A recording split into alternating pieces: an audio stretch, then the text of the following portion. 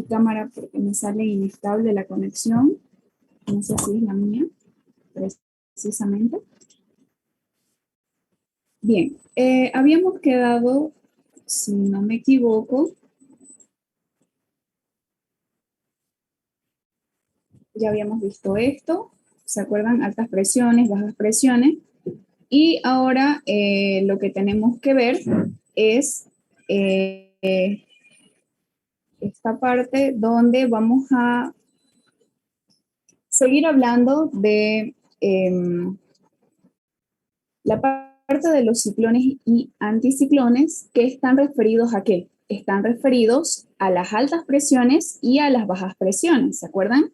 Entonces habíamos dicho, bueno, los centros de alta presión traen el aire frío hacia arriba y lo llevan hacia abajo. Y las bajas presiones llevan el viento de abajo hacia arriba. Entonces, esos dos habíamos visto en la clase pasada. Ahora bien, para la fricción, ¿a qué nos referimos cuando hablamos de fricción? Cuando el viento siempre tiene esta parte que se llama fricción porque siempre va a haber algo que se va a oponer al movimiento o al desplazamiento de las masas de aire. Y esto se debe al ángulo de las isobaras, que más adelante o antes de finalizar esta parte vamos a ver qué son las isobaras. Pero fíjense, por ejemplo, para el hemisferio norte, ¿qué tenemos? Tenemos centros de alta presión, pero estos son en sentido horario. ¿Eso qué quiere decir? Que son divergentes. Y también tenemos centros de bajas presiones, pero estos van en sentido antihorario. Ahora, donde nosotros nos encontramos, ¿cómo son los centros de altas y bajas presiones? En el hemisferio sur, ¿qué tenemos? Antihorario, por supuesto, lo contrario, ¿verdad? Convergente. Y para los centros de baja presión son en sentido horario. Contrario a este es divergente. Entonces, lo que yo les decía, ya hemos visto que son los ciclones y los anticiclones. Entonces, aquí ya estamos viendo cómo se comportan en cada uno de los hemisferios. ¿Cuál es el que más nos interesaría a nosotros? Este de acá, ¿verdad? Porque es donde nosotros habitamos.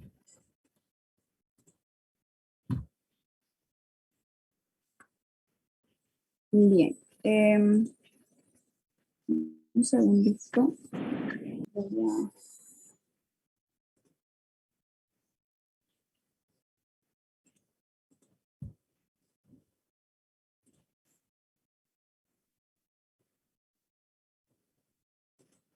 Voy a bloquear la reunión porque creo que ya hemos cumplido el horario.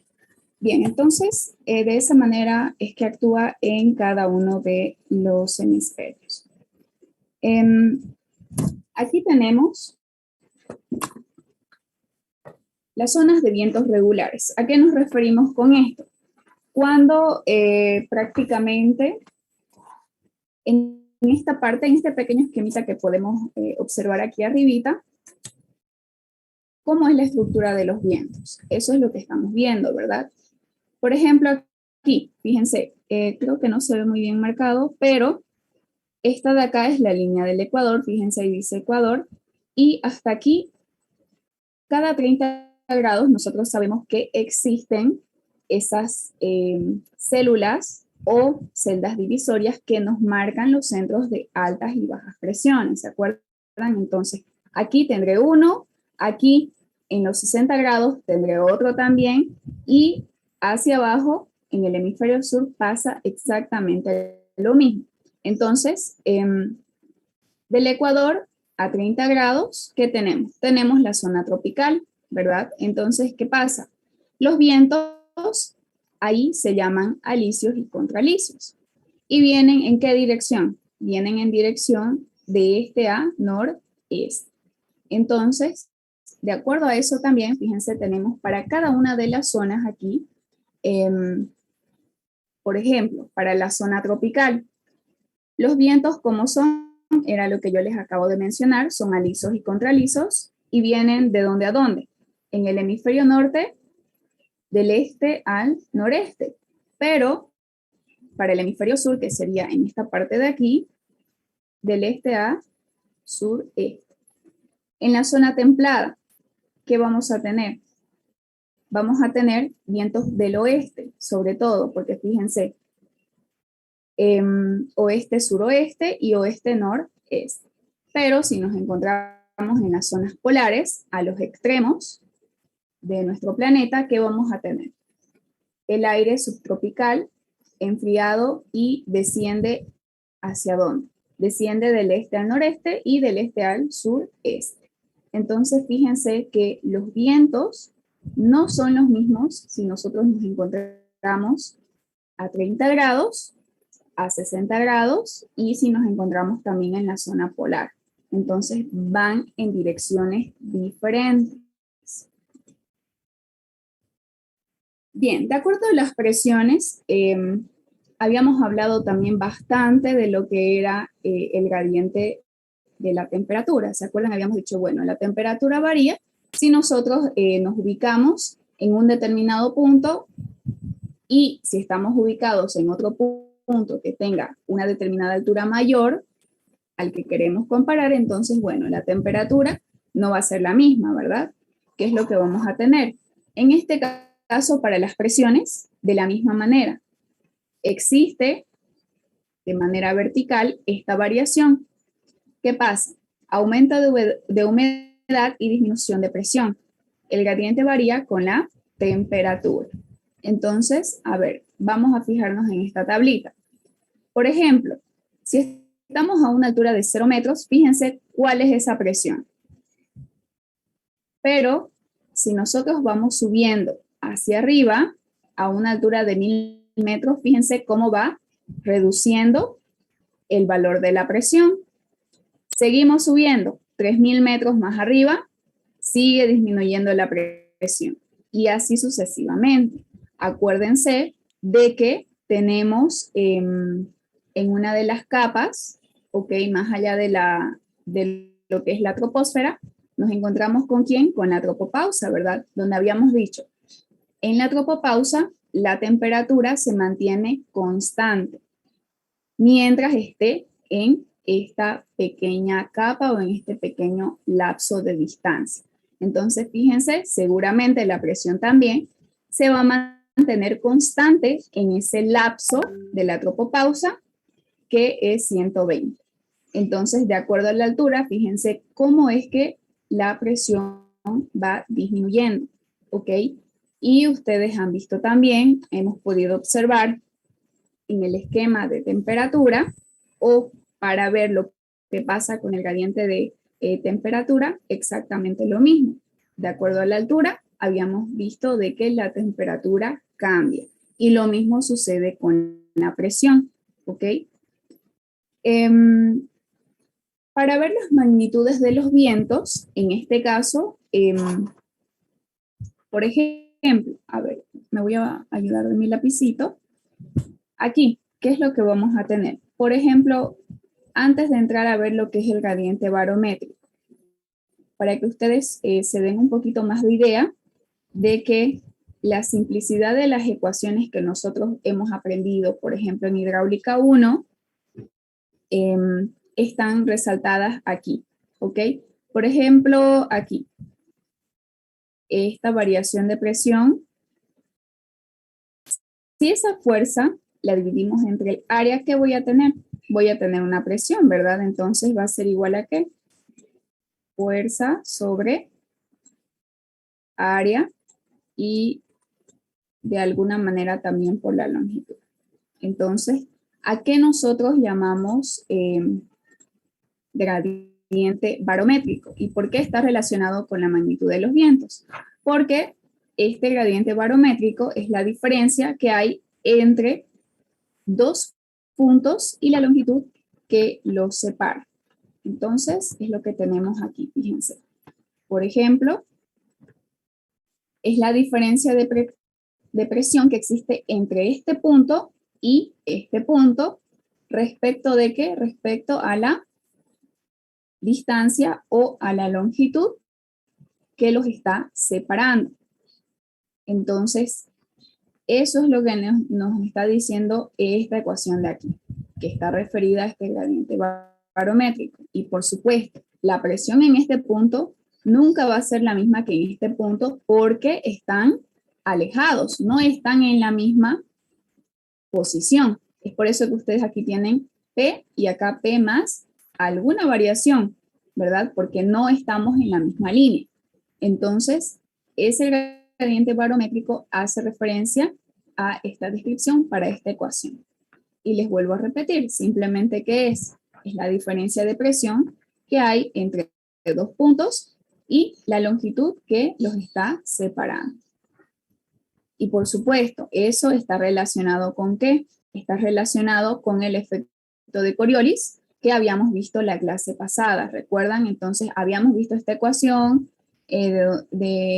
perdón, qué quiere decir cada uno de los términos y de dónde sale. Entonces, para relacionar ambos, tendremos que igualarlo, ¿ok? El gradiente barométrico con el efecto de Coriolis para saber cuál es la velocidad real de los vientos. Entonces, fíjense, aquí nosotros tenemos, primero que todo, como habíamos observado, esas fuerzas están prácticamente, digamos que combatiendo. Entonces, ¿qué vamos a hacer? Vamos a tener que el viento geostrófico no es nada más que el gradiente de presión respecto a quién, respecto o comparado con quién, con la densidad del aire. Entonces, a eso se le llama vientos geostróficos, perdón. Entonces, esto es igual a ¿qué? Es igual a esta ecuación que la estamos trayendo del cuadro pasado, de aquí. Entonces, de aquí, ¿qué vamos a hacer? Estamos igualando, ¿verdad? La ecuación de Coriolis con la ecuación del gradiente barométrico. Pero de aquí nosotros vamos a despejar, se los voy a remarcar aquí, vamos a despejar B. ¿Ok? Vamos a despejar B, que es el viento o la velocidad del viento, y nos va a quedar de ese modo nuestra ecuación. Entonces, tendrá este valor. La velocidad del viento tendrá este valor. Pero, ¿qué dirección realmente es la que tienen estos vientos? En vez de tener la dirección del gradiente, ¿ok? Va a ser paralelo a las isobaras. ¿Esto qué quiere decir? Quiere decir de que los vientos no van a seguir la dirección de mayor presión a menor presión, sino van a ser paralelos a las isobaras. Como la Tierra rota, entonces nosotros tenemos que igualar el gradiente de presión y la fuerza de Coriolis. Es por eso que estamos haciendo esta igualación. Ahora bien, les voy a enviar un video al chat para que ustedes lo puedan ver, donde antes de que pasemos a lo siguiente, quiero que ustedes observen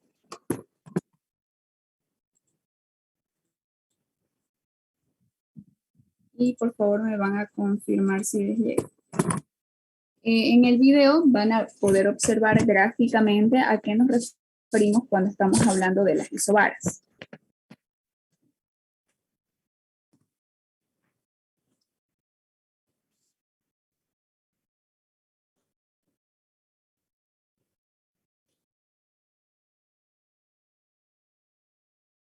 Tenéis que saber interpretarlos.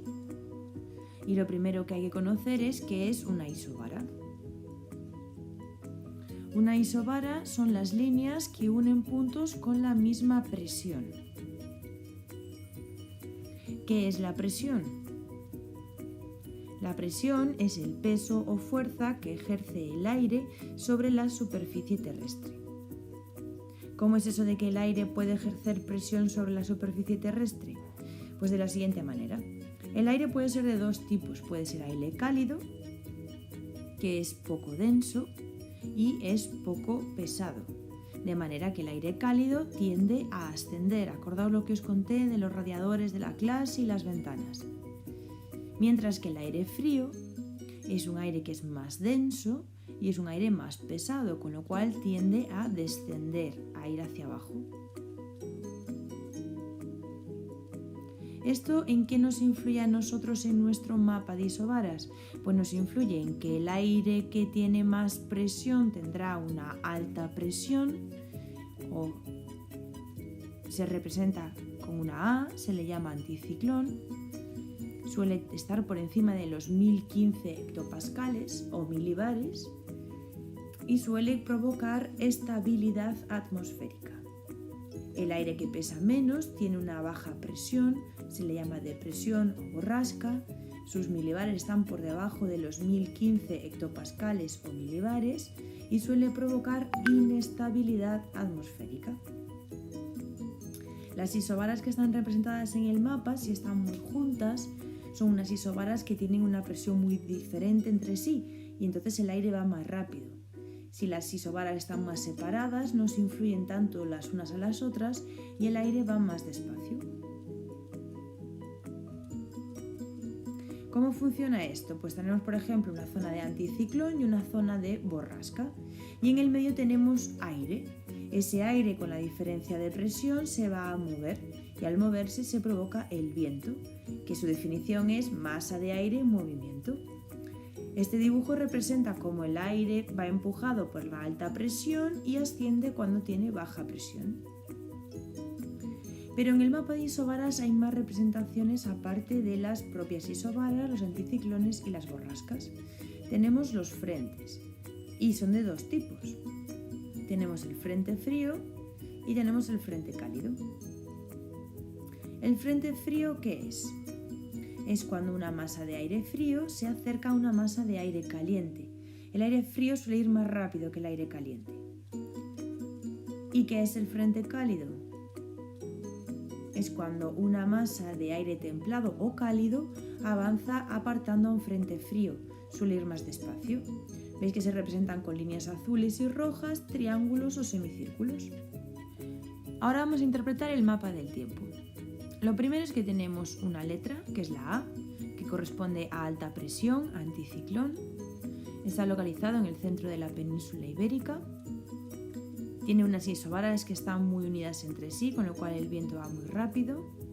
Tiene 1023 milibares o hectopascales y produce estabilidad atmosférica. Aquí tenemos una B, que está localizada en el oeste de las Islas Británicas. Es una borrasca, depresión o baja presión porque está por debajo 970 hectopascales y produce inestabilidad. Por otro lado tenemos un frente frío que va hacia la península y tenemos un frente cálido que va hacia las Islas Británicas.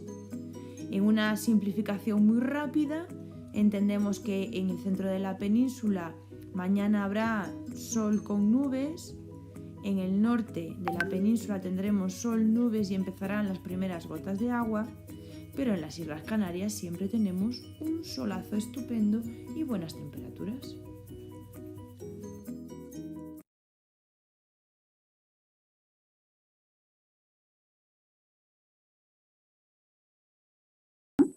Bien, entonces lo que más me interesaba, que ustedes vean ahí era qué son las isobaras, ¿ok? Luego ya ustedes lo pueden ver con calma para que puedan repasar. Voy a volver a compartirles la diapositiva.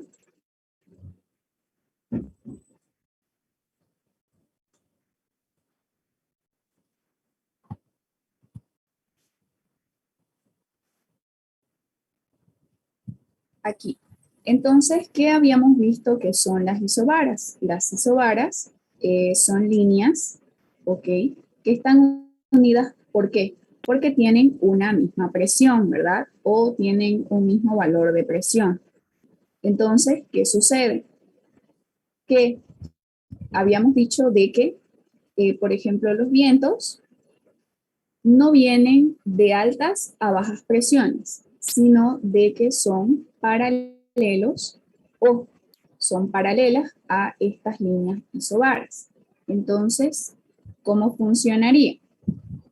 Les voy a remarcar en este mapa que tenemos aquí. Además de que, por ejemplo, en el video también ustedes lo han visto, estos de acá, ¿qué son? ¿Altas o bajas presiones? A ver si que alguien me pudiera responder.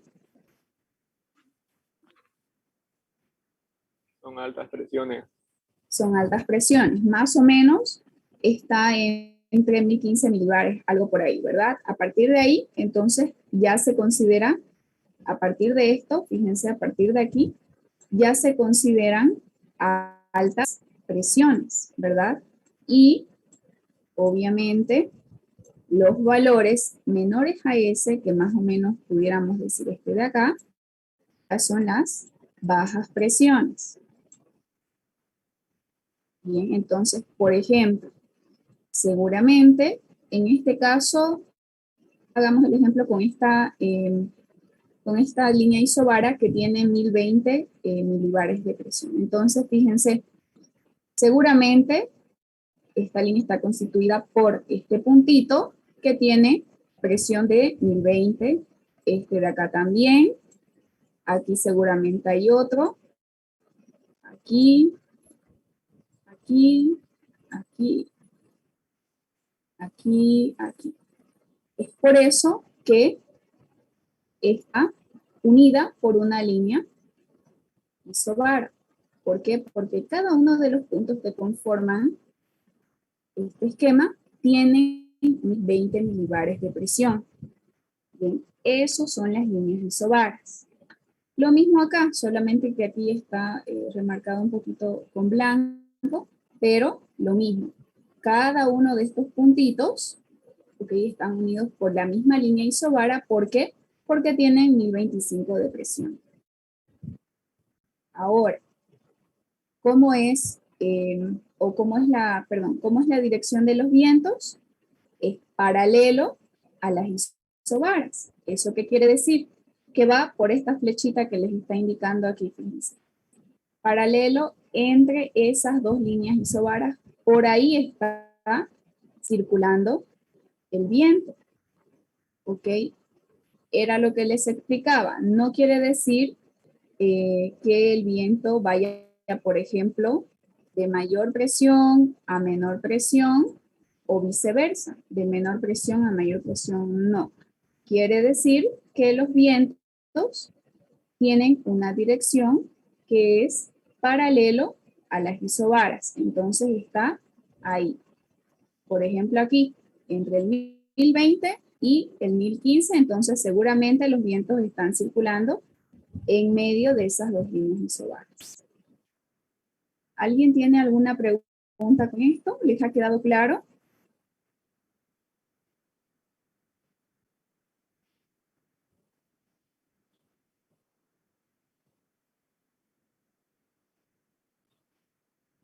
¿No tienen preguntas? Yo, Inge, tengo una curiosidad.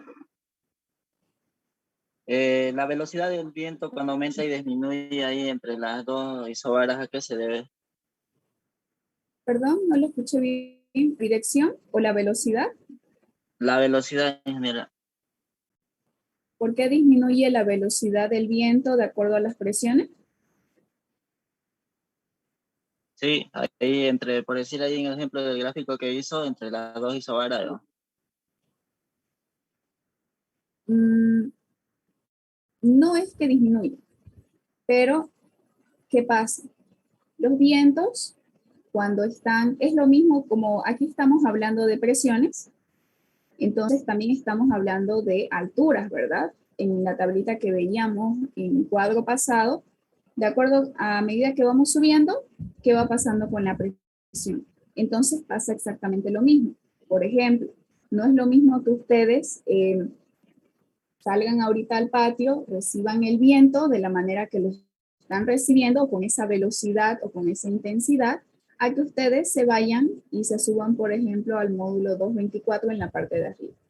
Van a notar la diferencia, ¿verdad? Entonces, de acuerdo a la altura, es que los vientos varían.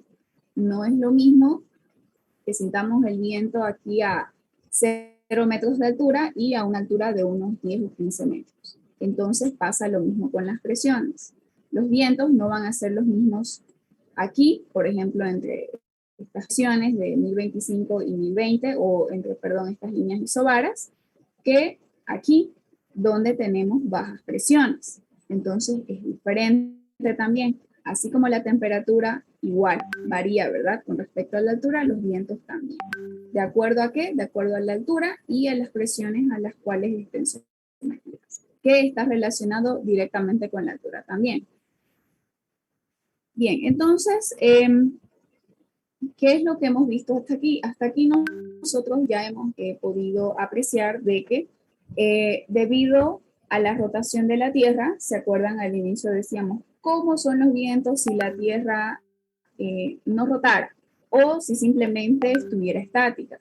Entonces ya sabemos de que debido a la rotación de la Tierra, debido a los centros de altas presiones, bajas presiones, es que nosotros podemos ver que existen diversidad de tipos de circulación de los vientos. Por ejemplo, hemos visto de este a noreste, de oeste a sureste, etc. Entonces, de acuerdo a donde nosotros nos estemos ubicados en la Tierra, claro está, los vientos que vamos a recibir van a venir en diferentes direcciones. Porque si se han dado cuenta, no es lo mismo arriba de la línea del Ecuador que debajo de ella, es decir, en el hemisferio norte y en el hemisferio sur. Es diferente, así como de acuerdo a la altura, de acuerdo a las presiones, etc. Entonces, varía en todos los aspectos. Si ustedes quieren medir, por ejemplo, velocidades de viento a diferentes alturas, seguramente más o menos lo normal es que se puedan medir hasta los 100, 150 metros. Y luego ya se utilizan esos globos aerostáticos, no sé si alguna vez han visto. Entonces, para poder medir los vientos a una altura mucho más elevada, ya necesitan de otros instrumentos y no de los que se ponen, por ejemplo, en las edificaciones que son súper altas para poder obtener medidas de viento, de dirección y de velocidad.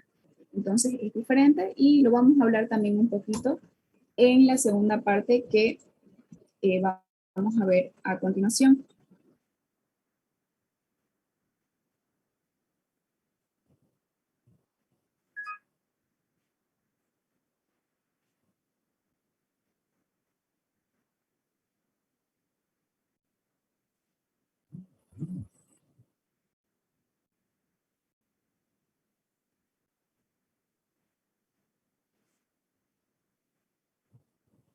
Bien, en esta segunda parte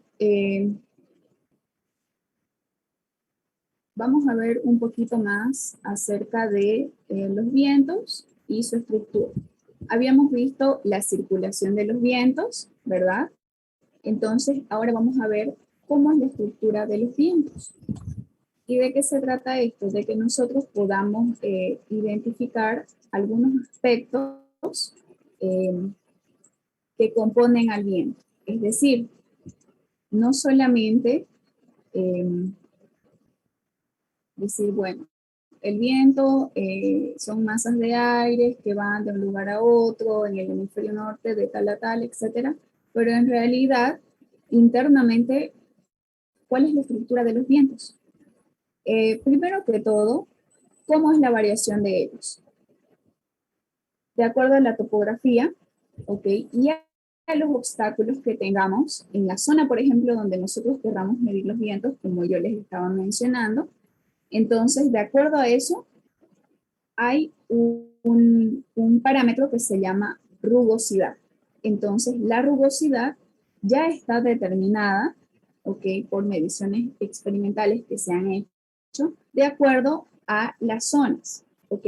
Si nosotros queremos medir el viento, por ejemplo, en una zona donde tenga mucha vegetación, ya tenemos un rango o un dato de, por ejemplo, la altura de rugosidad para ese tipo de zona.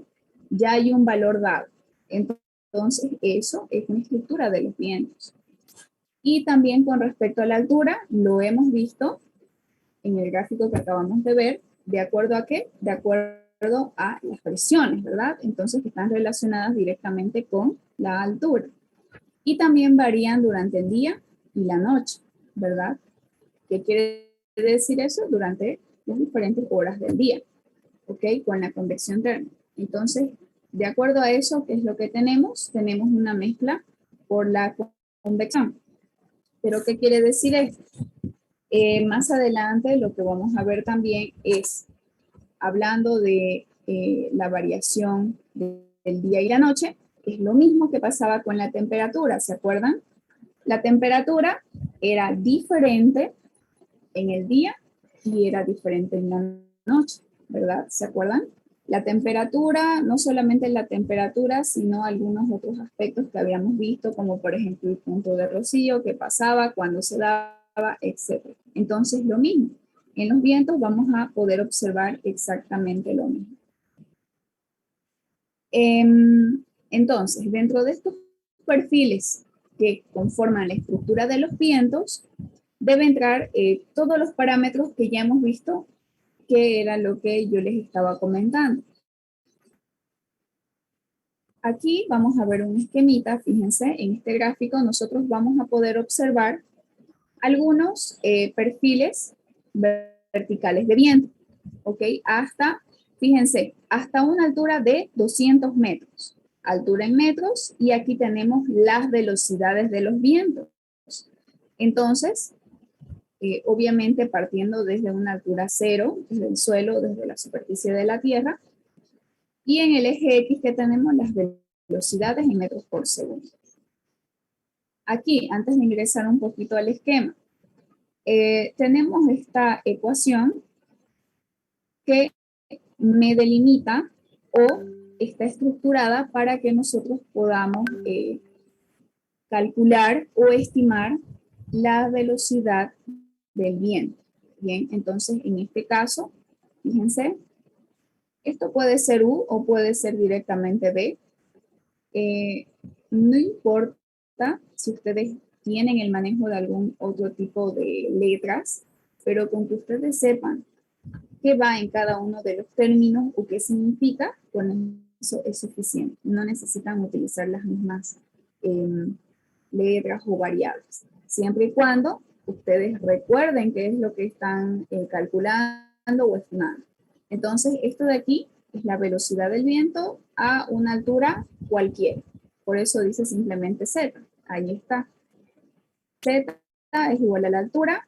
Z sub 0, ¿qué es? Es la longitud de rugosidad o también se le llama altura de rugosidad. Y como yo les estaba explicando, esa longitud de rugosidad es una longitud que no es un número, no en números adimensionales, por ejemplo, ¿no? Como en hidráulica 1, sino esta se la mide como una longitud y esta longitud, valga la redundancia, es equivalente y determinada en un laboratorio o, como les decía también, ya ha sido determinada experimentalmente y más adelante vamos a ver que de acuerdo a cada una de las zonas que yo les comentaba y les mencionaba también, esta Z sub 0 o longitud de rugosidad es diferente, bien, de acuerdo a la topografía de la zona o a la topografía del lugar en donde se vayan a medir estas velocidades de viento.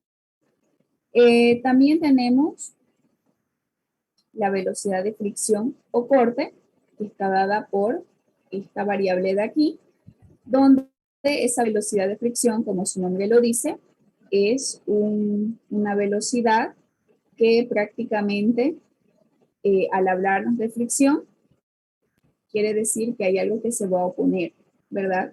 Entonces, lo que sea que se oponga a algún tipo de movimiento, desplazamiento, etcétera, ¿qué es? Es algo que prácticamente tiene que ver con algún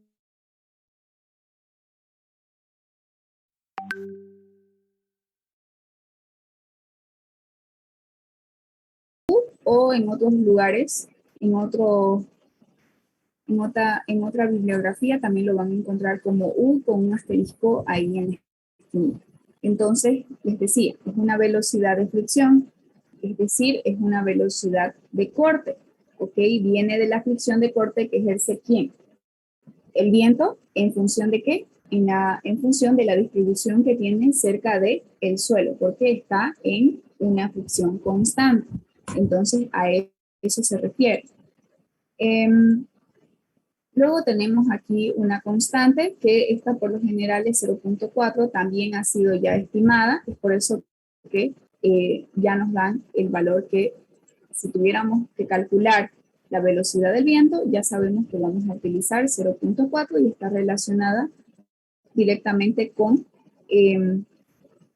las velocidades, la longitud de rugosidad, con exactamente todo. Pero es un valor que se mantiene.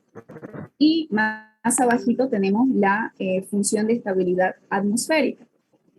Este de aquí, nosotros a efectos de análisis, sí lo mencionamos, pero al momento de efectuar los cálculos no lo utilizamos. Entonces la ecuación solamente queda hasta aquí. ¿Ok? Esto de acá no lo utilizamos, como les decía. Pero, de acuerdo a esta función de estabilidad atmosférica, ese valor, cuando es mayor a 0, quiere decir que es de día o es para el día, y cuando es menor a 0 es para la noche.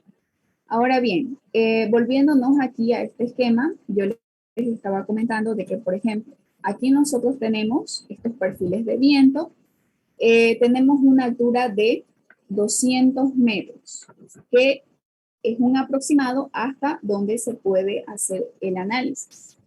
Más arriba ya tendríamos que utilizar esos globos aerostáticos, por ejemplo, ¿verdad? Para poder medir velocidades de viento que sean mucho más altas.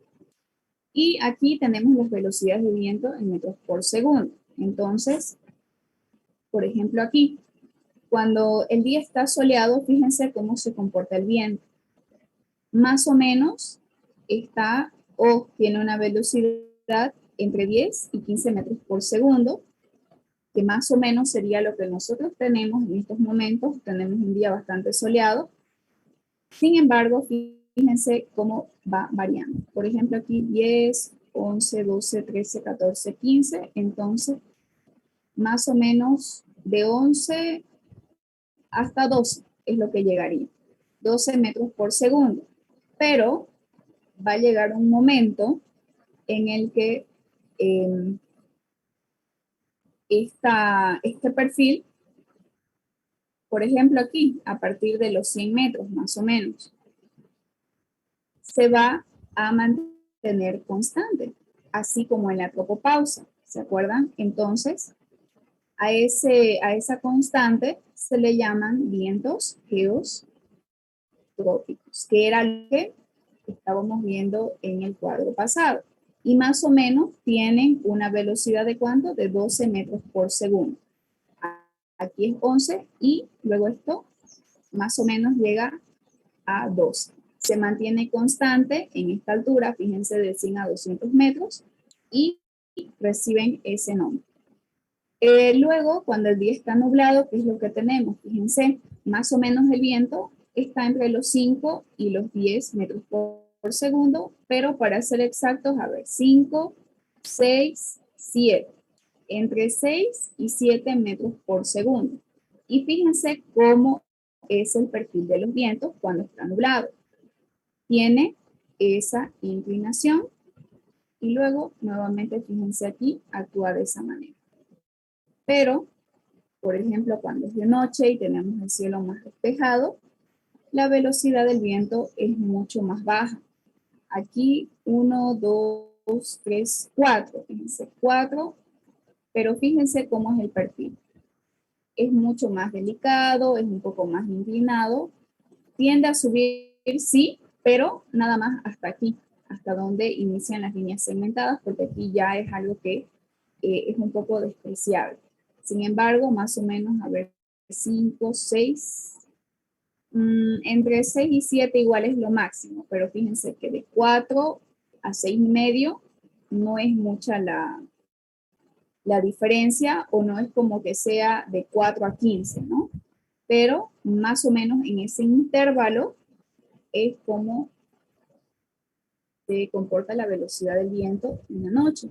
Cuando está un poco más nublado y es un poco más fresco, A pesar de que la velocidad es baja del viento, nosotros lo sentimos más fresquito porque obviamente ya no tenemos la radiación del sol que nos está calentando la superficie de la Tierra. Bien. Aquí, hablando de qué es lo que pasa en el día y en la noche, fíjense, ahí tenemos primero que todo la estabilidad atmosférica, por ejemplo, durante el día. ¿Qué sucede, durante el día? ¿Qué pasa durante el día? Hay un gradiente negativo, fíjense aquí, es menos 9.7 algo, de energía. A esto se le llama gradiente negativo de energía o también aquí ustedes lo tienen como gradiente de temperatura, ¿verdad? Más o menos, por lo general se lo considera 10 porque como ya es 9.70 y algo, 10 por kilómetro, ¿ok? El gradiente adiabático en este caso, ¿qué quiere decir adiabático? Que la temperatura va disminuyendo, es por eso que llega hasta este negativo de aquí. Entonces, estas de aquí, ¿ok? Son prácticamente la distribución o es la distribución de la temperatura de acuerdo a la velocidad del viento. ¿Por qué? Porque si ustedes se dan cuenta, cuando estamos en un lugar donde tenemos aire acondicionado y abrimos la puerta, ¿qué pasa? El aire caliente es como que uno lo siente que ingresa de esa manera. Entonces, fíjense que el viento que viene de afuera genera este tipo de movimiento y hace que no solamente nos traiga el viento, sino también nos traiga también la temperatura que hay ahí afuera, que seguramente es mucho más caliente que la que tendríamos adentro con un ventilador o con el aire acondicionado, como ustedes buscan. Entonces, lo que tenemos es una mezcla entre el aire de la alta atmósfera, ¿a partir de cuánto? A partir, fíjense, de 1 kilómetro. Aquí ustedes lo tienen aquí, 1 kilómetro. Y el aire que está por debajo de ese kilómetro es lo que ocurre durante la noche. ¿Qué es lo que tenemos? Tenemos la parte de la inversión térmica, ¿se acuerdan? Todo lo contrario a lo que pasa en el día, ¿qué sucede? Los vientos son mucho más calmados, fíjense, ya no hacen o no tienen esta estructura parecida a las líneas isobaras que acabamos de ver, sino tienen esta estructura, fíjense ahí y solamente está ahí y no hacen casi todo un círculo completo. Entonces, de esta manera es como se observan los vientos en la noche cuando existe esta inversión térmica. Hasta que llega a un cierto punto, fíjense aquí, ahí tenemos esa distribución, y en la noche la velocidad del viento actúa de esta manera. Y tiene este perfil, fíjense, a diferencia de este perfil que es el que tiene en el día. Bien. Y también ya refiriéndonos a lo que mencionábamos también hace poquito de los vientos eustróficos, ¿qué son? Ustedes aquí tienen un pequeño concepto. Son las corrientes motoras del viento que se encuentran ¿dónde? Dentro de la capa límite atmosférica. Solamente dentro de esta capa. Y eso está más o menos, como yo les estaba comentando también, aquí dice, se ubica a unos 1000 metros sobre el terreno o la corriente libre, pero en el perfil que acabábamos de ver en el cuadro pasado, habíamos dicho de que, por ejemplo, los vientos eustróficos ya se consideran más o menos a una altura de unos 100 a 200 metros o hasta incluso un poquito más, porque se mantiene como constante que esos vientos eustróficos, los eustróficos tienen una velocidad constante de 12 metros por segundo. En el cuadro pasado teníamos ese valor para la parte de los perfiles. Ahora bien, fíjense, aquí tenemos la longitud de rugosidad. ¿Se acuerdan que está para cada una de las zonas. Fíjense, de acuerdo a la zona, la longitud de rugosidad o ese valor de Z sub 0 es diferente. Por ejemplo, aquí, ¿qué podemos observar en la imagen? Aquí 2 por 10 a la menos 4 será la rugosidad relativa o equivalente en metros en el mar, en los lagos, por ejemplo, cuando no tenemos casi vegetación, no hay ningún tipo de estructura, etcétera. Entonces, fíjense que la longitud de rugosidad tiene ese valor. Pero aquí el panorama ya va cambiando un poquito. ¿Qué tenemos ahí? Tenemos esto en centímetros, 30 centímetros. En áreas donde, ¿qué es lo que tenemos aquí? Ya tenemos un poquito más de vegetación, pero aún así, fíjense que es un área bastante abierta, con algunos árboles, etcétera, pero no es mucha la diferencia con esto. Aquí, en el número 3, ¿qué es lo que tenemos? Ahí tenemos una zona de más vegetación, tenemos más árboles, y una altura de rugosidad o una longitud de rugosidad de ¿cuánto? De unos 10 centímetros aproximadamente. Y en esta zona, fíjense, donde ya tenemos una zona dedicada, por ejemplo, a la agricultura, en este lado de aquí, si es que ustedes lo pueden observar un poquito, aquí donde tenemos más vegetación, etcétera, más o menos esa longitud de rugosidad está entre unos 40 centímetros o 0.4 metros. Entonces, de acuerdo a la zona, fíjense que es muy diferente esa longitud de rugosidad o ese valor que nosotros deberíamos de emplear a la hora de que estemos estimando las velocidades de viento. O, dicho de otra manera, que lo estemos calculando. Entonces, tomaríamos pues en cuenta la longitud de rugosidad que corresponda a la zona que nosotros estemos estudiando. Bien, aquí tenemos una tablita donde hay algunos valores de la longitud de rugosidad, aparte de los valores que acabamos de ver. Por ejemplo, creo que todo esto está en inglés, pero aquí abajo, la altura de rugosidad más baja está en las zonas de los lagos, del mar abierto, etcétera, que lo acabamos de ver, ¿se acuerdan? En la imagen número 1, y tiene ese valor. Entonces, fíjense, está aquí en la tablita. Después, ¿qué más? En superficies de suelo, como por ejemplo el desierto, que tenemos un valor un poquito más elevado quizás. En superficies que tengan selvas altas, por ejemplo, ¿cuánto va a ser el valor? Más o menos va a estar por aquí, ¿verdad? 0.40, que era el caso del esquema también que ya vimos. ¿Y qué más vamos a tener? Por ejemplo, en la ciudad. En la ciudad tenemos una longitud de rugosidad de 1. Y así sucesivamente, esos valores de rugosidad, fíjense que están determinados para diferentes tipos de topografía y están relacionadas directamente con esa característica de la zona. Ahora aquí veamos un poquito de cómo varía el viento durante el día.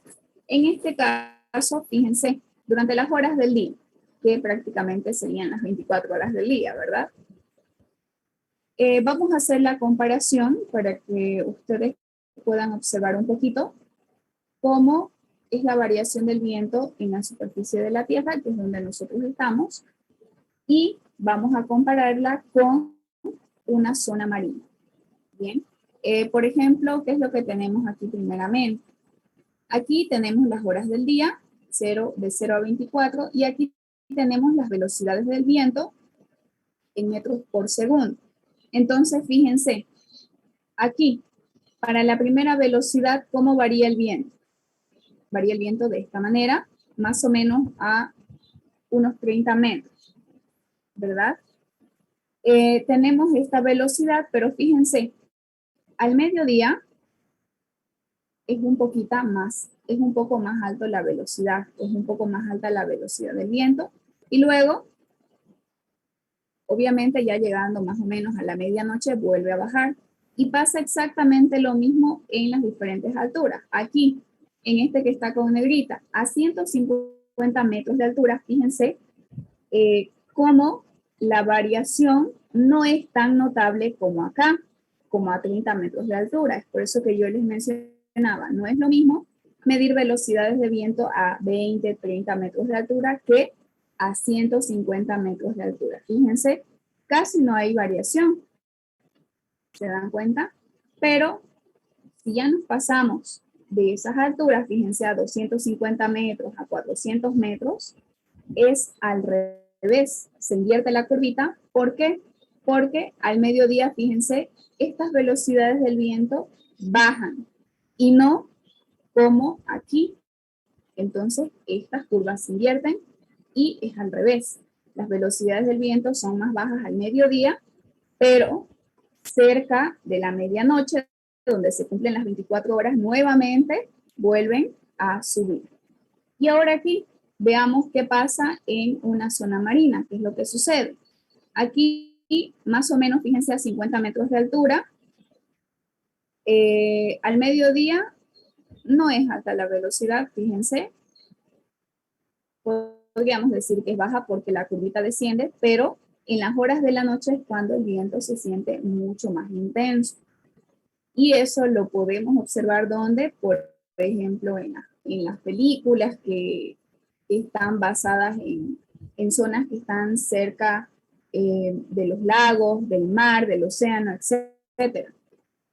Luego, a ver, a 122 metros, de la misma manera, fíjense, al mediodía no es alta la velocidad del viento, pero en las horas de la noche esto cambia porque las velocidades del viento son mucho más elevadas y así hasta, fíjense, más de los 620 metros.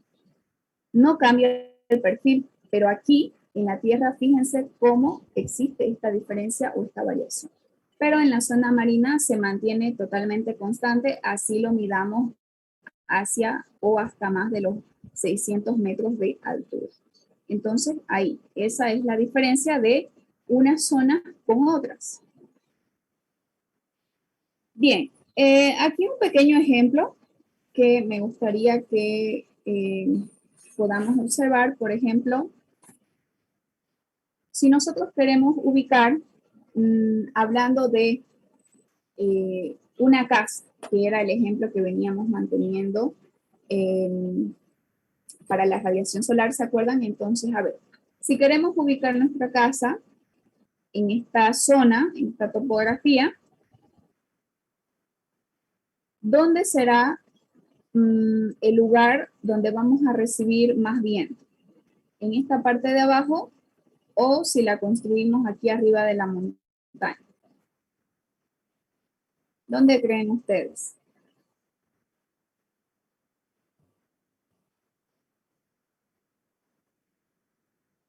¿Aquí abajo o aquí arriba?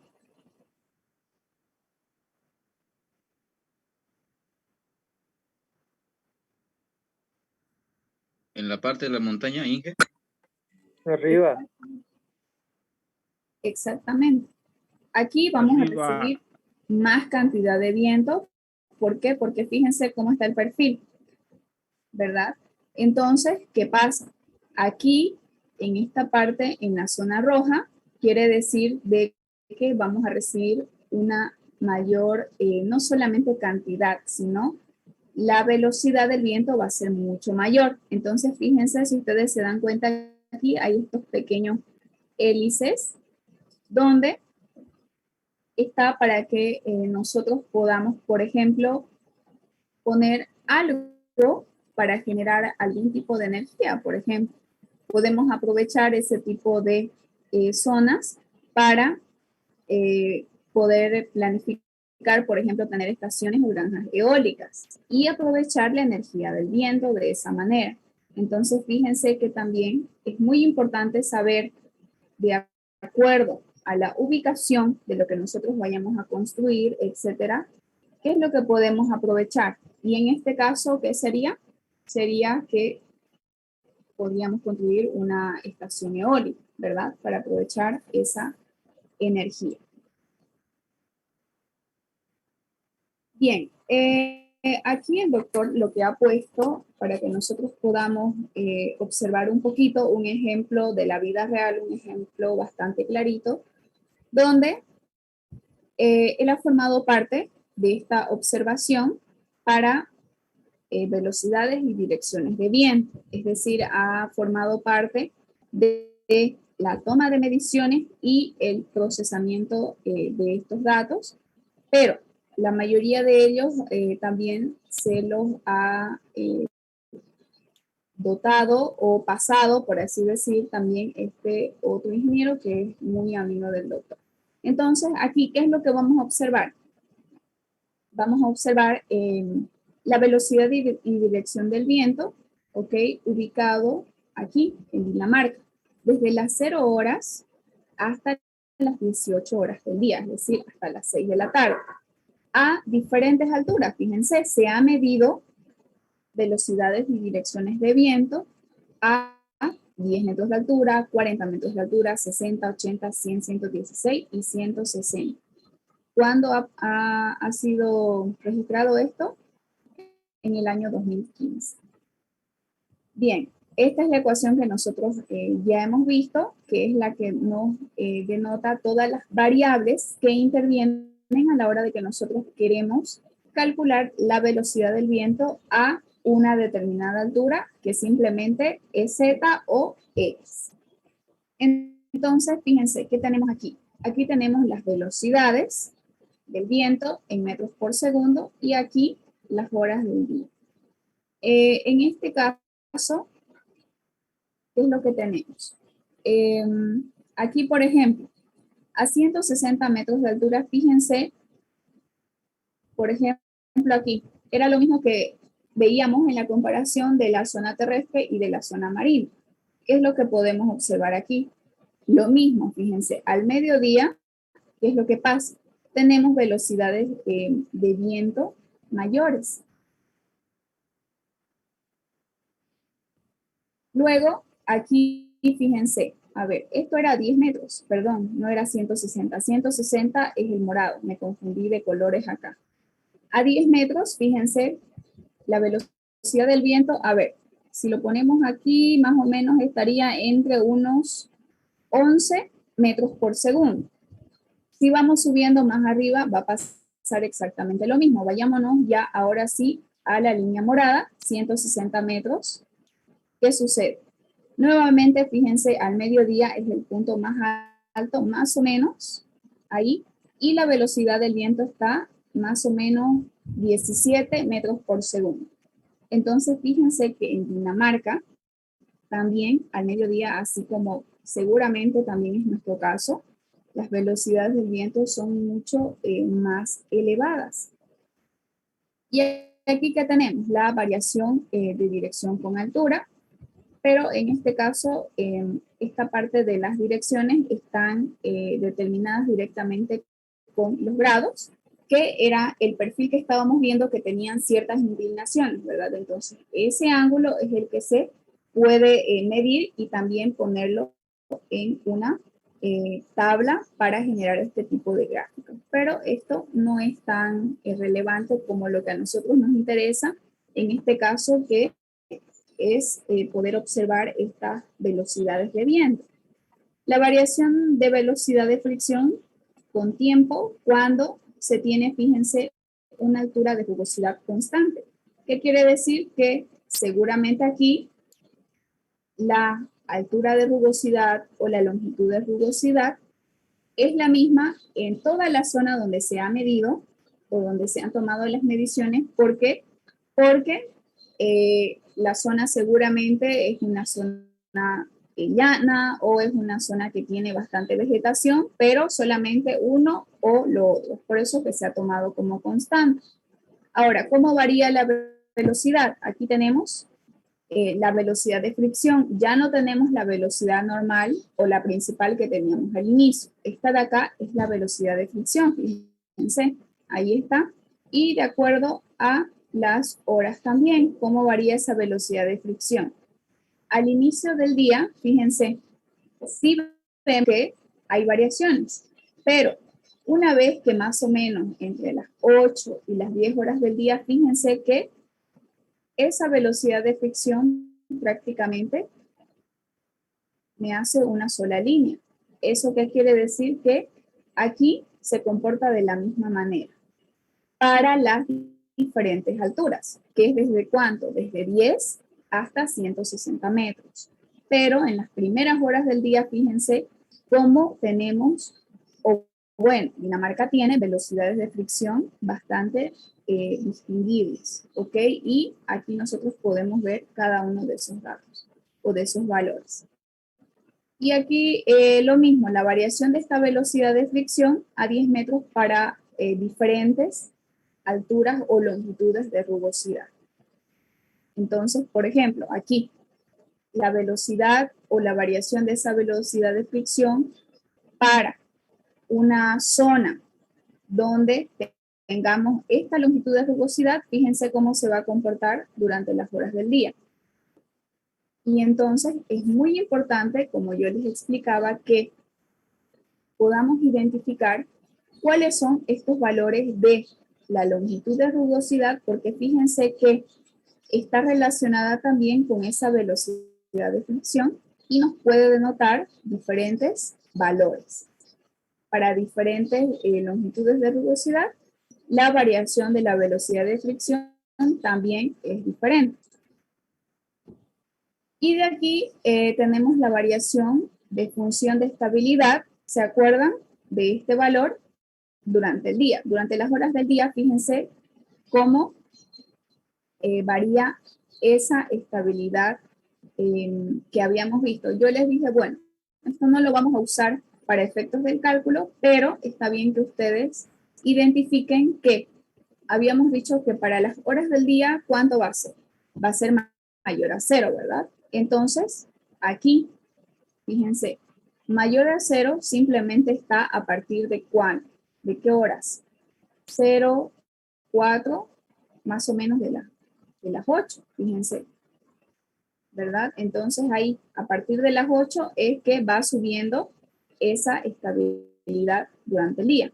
No lo tenemos durante la noche, pero durante la noche sería todo lo contrario que habíamos dicho que es menor a 0, ¿verdad? Entonces, obviamente, seguramente a partir de aquí, de 0 a 4, por ejemplo, de la madrugada, ya son las horas de la noche, ¿verdad?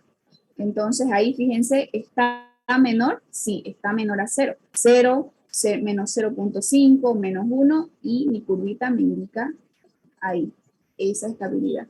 Está menor a 0 y mayor a 0 en las horas del día.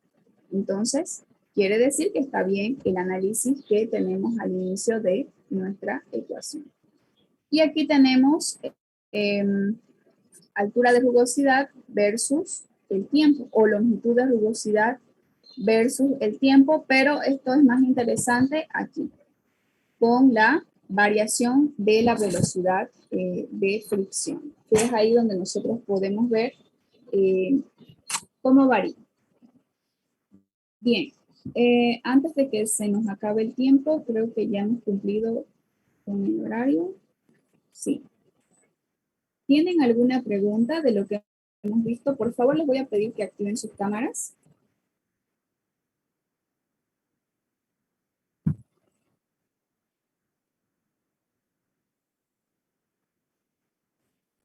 Una pregunta, ingeniera. ¿Altura de rugosidad es lo mismo que longitud de rugosidad? Sí, es lo mismo. Pero lo más adecuado es decir longitud de rugosidad porque prácticamente es una longitud, ¿verdad?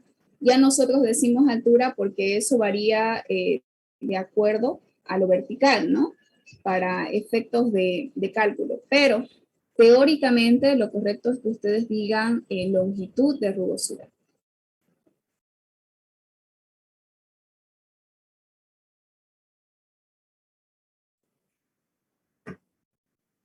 Bien, ¿alguna otra pregunta?